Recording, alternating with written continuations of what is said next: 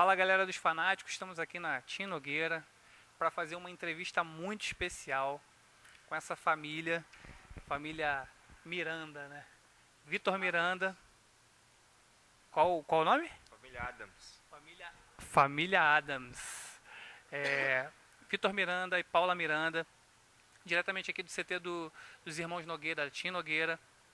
Nós íamos conversar aqui sobre muitas coisas da vida do Vitor e da Paula. E para começar a gente vai falar da carreira do Vitor.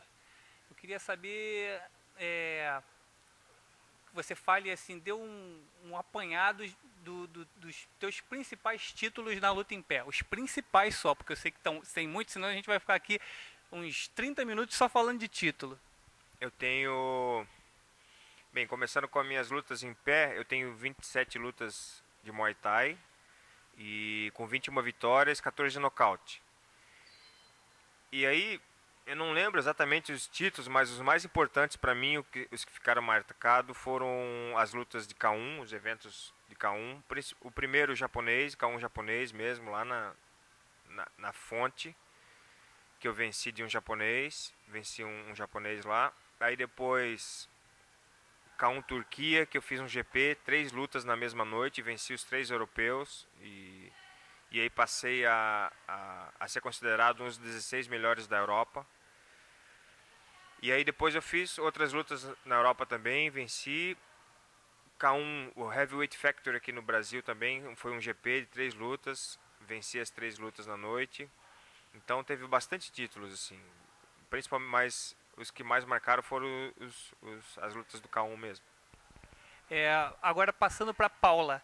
Paula, nesse tempo todo que o Vitor trabalha com luta, que o Vitor está nos grandes eventos, o que é mais difícil para a mulher de lutador? Ser mulher de lutador já é difícil.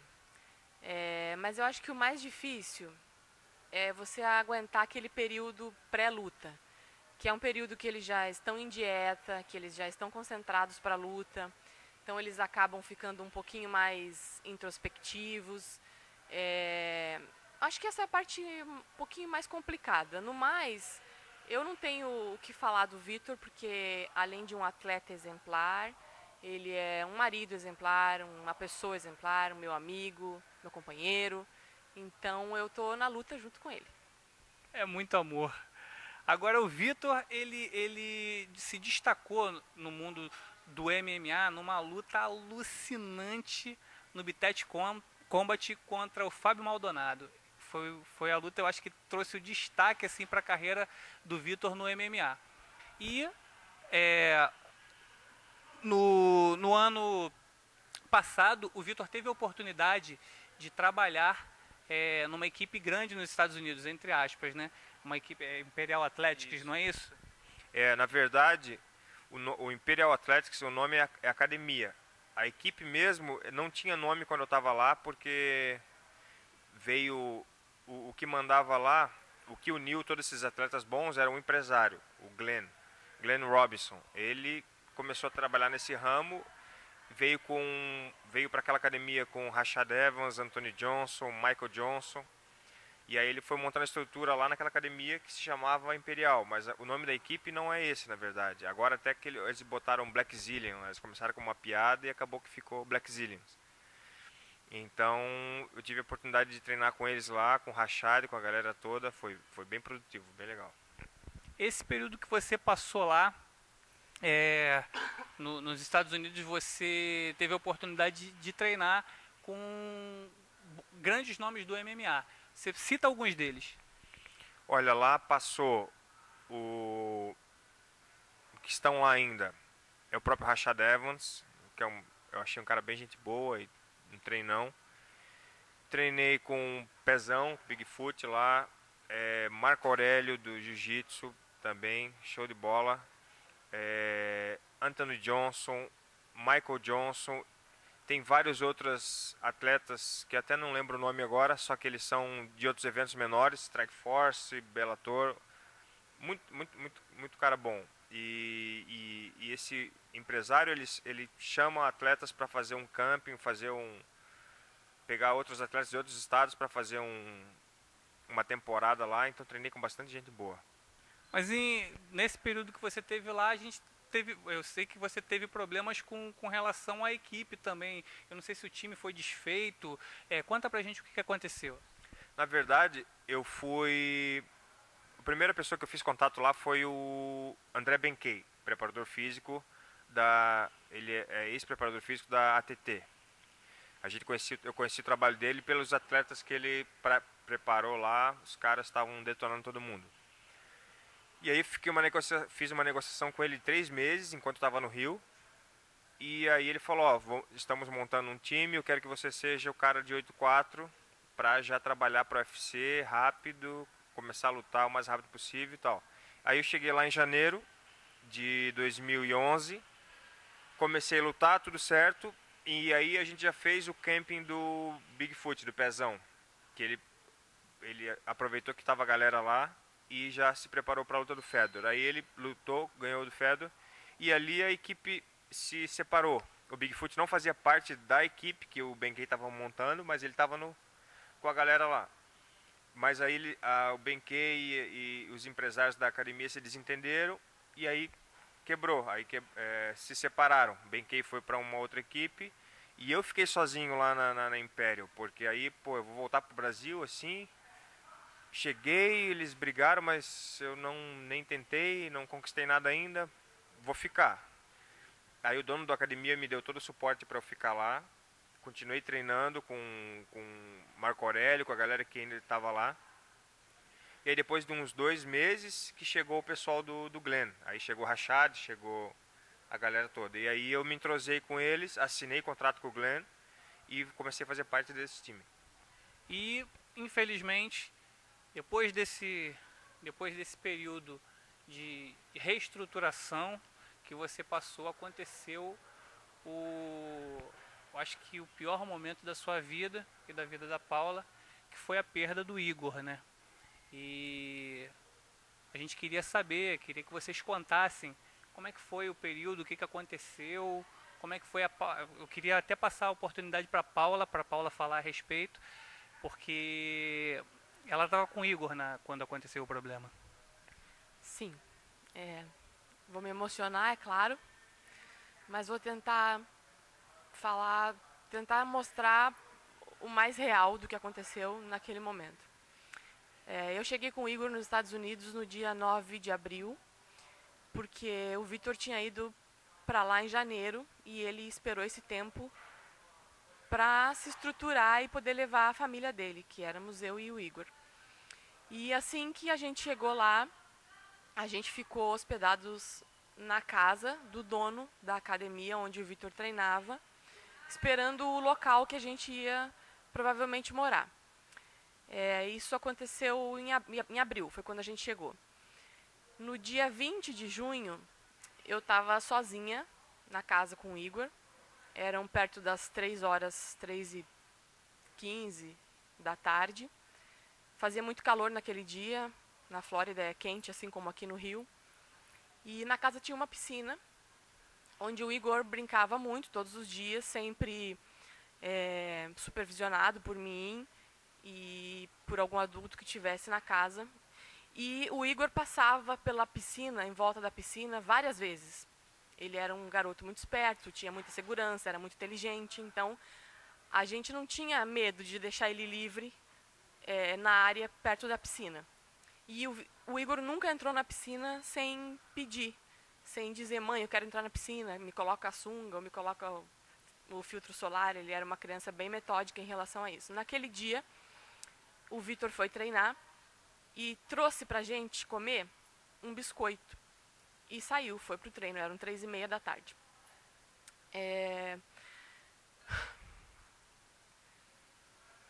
Quando acabou o biscoito, o Igor pediu mais.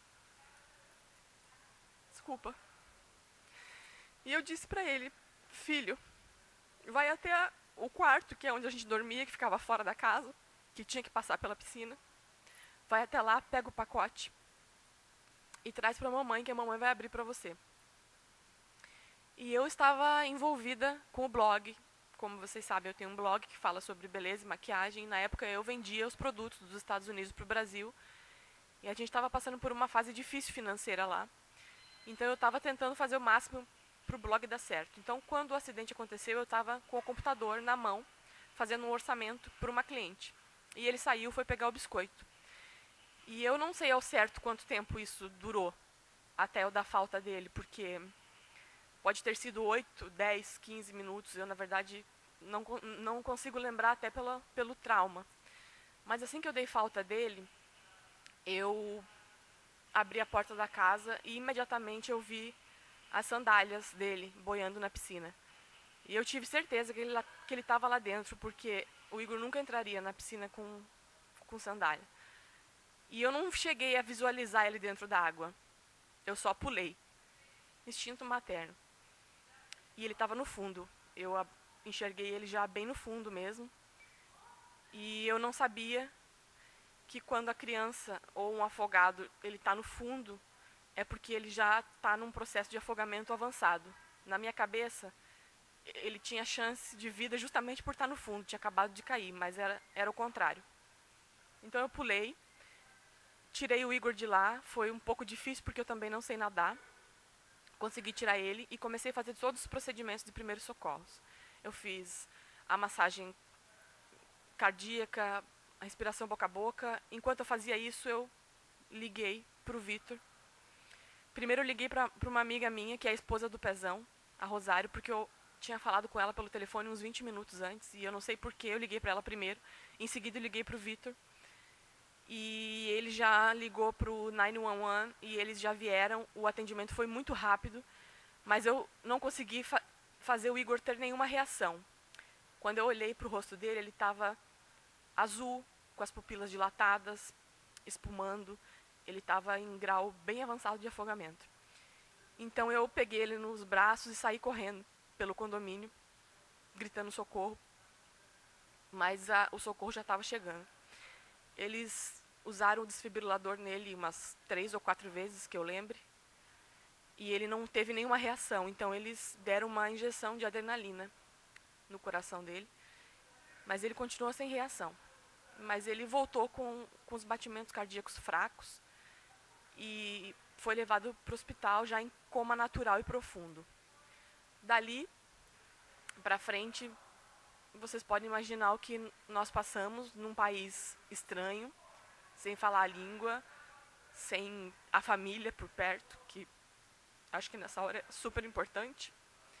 Então o Igor deu entrada no hospital no dia 20 de junho, ficou em coma até o dia 24 e faleceu no dia 24, exatamente no dia do aniversário dele, exatamente no dia que ele nasceu. E graças ao Vitor, graças ao amor que a gente tem e graças à nossa união, a gente conseguiu, não posso dizer que eu superei, que a gente superou isso 100%, mas a gente está conseguindo tocar a vida de uma forma otimista e positiva, pensando na reconstrução, pensando em novos filhos, sem cogitar que qualquer um deles vá substituir o Igor, isso não existe. Mas a gente precisa continuar. E eu quero aproveitar esse momento que a gente está falando sobre isso, porque a gente não fez isso para nenhuma TV, para nenhum site, apesar de ter tido a mídia no hospital e ter tido muito envolvimento por ele ser atleta, tanto lá quanto aqui no Brasil, mas a gente até hoje não falou sobre esse assunto como estamos falando aqui abertamente para o Cristiano, para o site dele. Então eu quero aproveitar esse momento e agradecer a todas as pessoas que oraram pela gente, que ajudaram a gente financeiramente, espiritualmente, emocionalmente, de qualquer forma. Eu não posso citar nenhuma e nem outra, porque eu vou estar sendo muito injusta, mas eu posso dizer que as redes sociais fizeram um bem imenso para mim, e ler todas as mensagens de apoio e carinho que eu recebi de outras mães e de outras famílias me fez ser cada dia mais forte, e o apoio da nossa família. Quero agradecer imensamente aos meus pais, aos pais do Vitor, aos meus irmãos, aos irmãos dele, que estiveram com a gente todo momento, apesar de longe. Nós optamos por doar os órgãos do Igor. Então a gente doou, mas infelizmente só pudemos doar 2 órgãos, que foi o coração e os rins. Foram os 2 órgãos que estavam bons para doação, mas já ficamos felizes por ter salvo 2 vidas.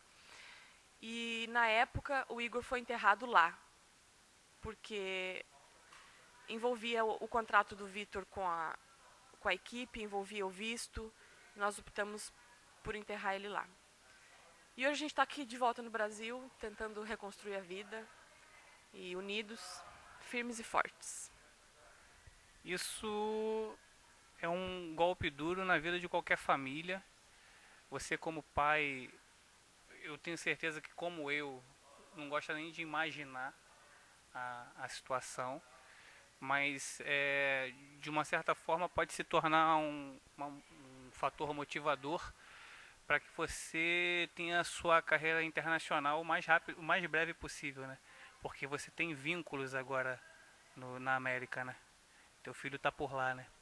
Com certeza, quando nós escolhemos enterrar ele lá foi porque a gente conversou e pensou, a gente fez tudo isso até agora, esse caminho todo, indo para América e tal, foi para ter um sonho concretizado, foi para ter uma vida melhor para nós, para ele.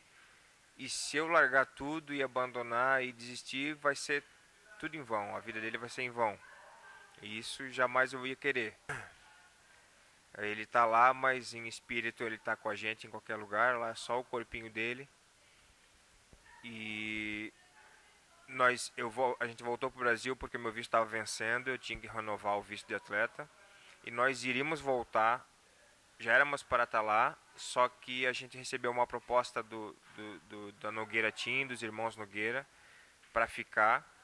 Então a gente analisou tudo e a melhor coisa no momento é ficar no Brasil, mais perto da família e perto dessas pessoas maravilhosas que é o Rogério e o Rodrigo e os treinadores da Team Nogueira, que eles estão nos ajudando demais, estão dando todo o suporte. E aqui eu estou no lugar certo para fechar um evento o mais rápido possível, grande, internacional, e continuar com ter esse passe livre para os Estados Unidos, para ir a hora que quiser, visitar o túmulo do meu filho a hora que eu quiser. E com certeza é um fator motivador, porque antes eu tinha só o meu objetivo pessoal, agora eu sinto numa missão de ter sucesso, porque eu quero mostrar para as pessoas que depois desse golpe, depois de uma coisa terrível que acontece na tua vida, há vida ainda, há esperança e a vida continua. Infelizmente, tantas pessoas, depois do que aconteceu conosco, a gente descobriu tanta coisa ruim, tanta tragédia que acontece em outras famílias próximas a nós e pessoas que a gente não conhece. E por que a gente vai ser diferente? Por que a gente vai desistir? Então, mais do que um objetivo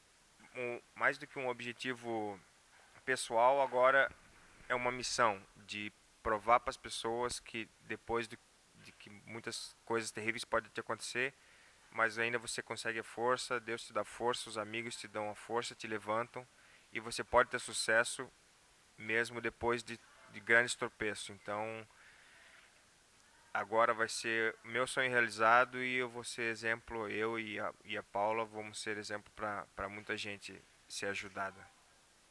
Bem, quando eu comecei a conversar com o Vitor e com a Paula a respeito dessa entrevista, a Paula deixou claro, e eu entendo, que eles precisavam falar a respeito de uma forma definitiva. Ou seja, vai o apelo aqui para as pessoas da mídia, para as pessoas que têm curiosidade. Esse é o momento para se saber o que houve. A Paula teve força e contou o que houve. O Vitor teve força e mostrou o que ele os sentimentos dele também.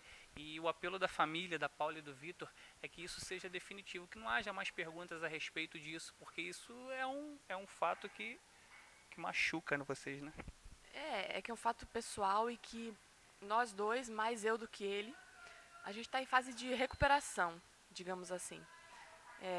Eu não posso dizer que eu tenho muitos momentos bons, porque eu não tenho, mas eu estou vivendo da melhor forma possível. Estou tentando ser o mais forte possível. Até porque eu também me sinto na missão de mostrar para outras mães que perder um filho é como arrancar o coração do seu peito. Ele vai continuar batendo fora, mas você precisa viver. Então, falar sobre isso nem sempre é fácil. Então, a gente quis esclarecer, porque a gente também entende a curiosidade dos fãs, tanto do meu blog, das redes, quanto dos fãs de luta do Vitor. E esse foi o principal motivo dessa entrevista, esclarecer tudo isso. Apesar de ser difícil falar, acho que a gente conseguiu.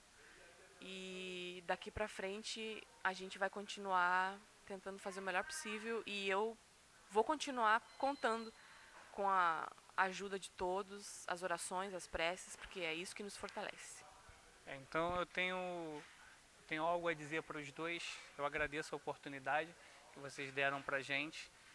Eu sinto uma honra de fazer parte dessa etapa da vida de vocês. E quero dizer uma coisa que eu acho que vocês sabem, que vocês estão vivendo a cada dia. O caminho de Deus é perfeito. Por mais que a gente não entenda, ele é perfeito. No final das contas, a gente vai entender tudo o que aconteceu. Valeu, gente. Obrigado. Força aí. Podem contar com a gente. Obrigada. Obrigada pela oportunidade de a gente poder falar sobre esse assunto tão delicado. Obrigada. Valeu, gente. Obrigado. Espero que isso motive de alguma forma vocês a dar mais valor, principalmente aos nossos filhos, aos nossos parentes que a gente ama. A Paula tem feito um trabalho no site dela de, quando ela está triste, ela usa o site como um escape. E ela coloca tudo que ela sente lá, e isso ajuda outras pessoas. Isso está ajudando outros casais, outras famílias, porque quando a gente não tem nenhum problema grave assim, a gente passa por cima de um monte de coisa e briga por coisas pequenas, e às vezes a gente não dá atenção ao nosso filho que está ali pedindo e que só quer um minutinho. E a Paula tem despertado muitas mães, tem feito um trabalho muito legal. Então eu espero que isso sirva também para a gente abrir a nossa mente e amar sempre o próximo, porque é isso que vale, é isso que a gente vai levar dessa vida. Valeu, gente. É isso aí, galera. Vitor Miranda, Paula Miranda, diretamente aqui do Tim Nogueira, para você.